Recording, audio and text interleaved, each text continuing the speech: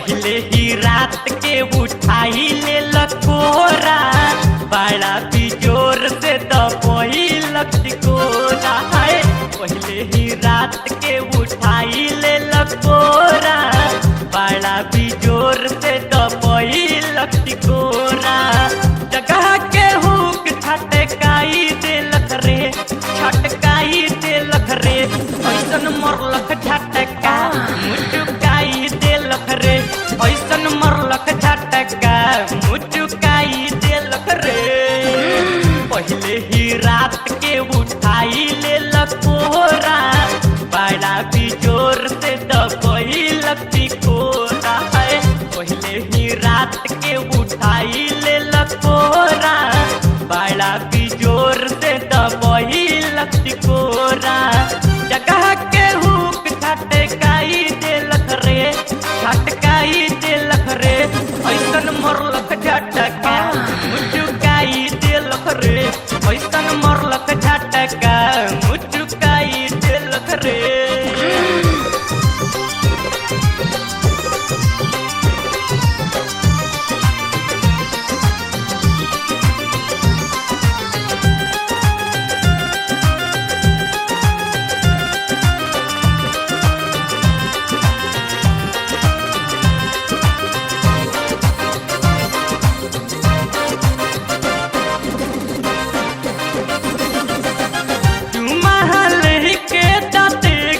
कटेला फुटवा के रोस चूसी हमें के दाबेला दैया।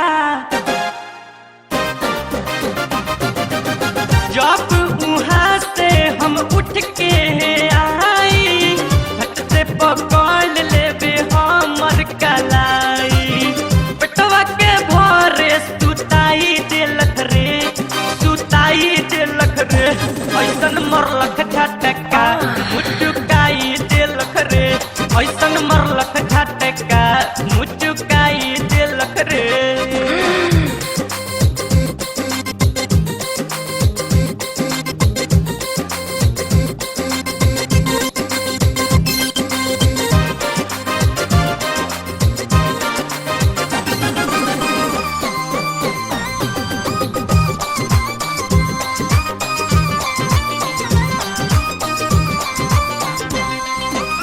जब आवे नींद उता हमके जगावेला, उठ बैठम से उ रात भर करावेला।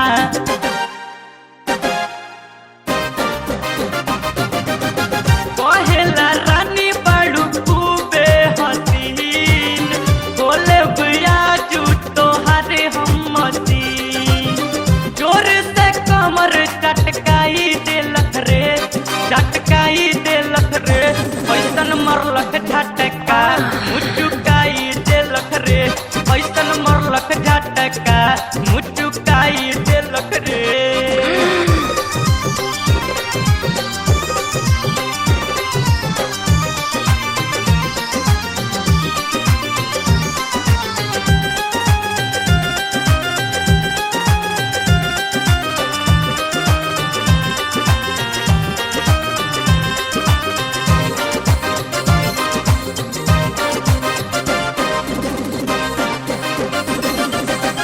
धीरे से पकड़ेला हमर कमरिया, उठेला दहिया में गजबे लहरिया।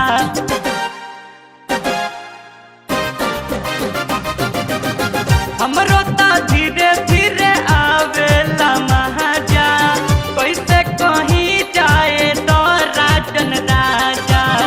भुवनी दर्दी नस भटकाई देलक रे, भटकाई देलक रे, ऐसन मरलक झटका मुचुकाई देलक रे, ऐसन मरलक झटका मुचुकाई देलक रे।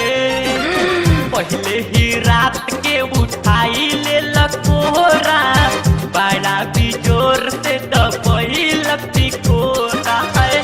पहले ही रात के उठाई ले लकोरा, बड़ा बिजोर से दबोई लकोरा। जगह के हुक छटकाई देलक रे, छटकाई देलक रे, ऐसन मरलक झटका मुचुकाई रे ऐसन मरलक झटका मुचुकाई देलक रे ऐसन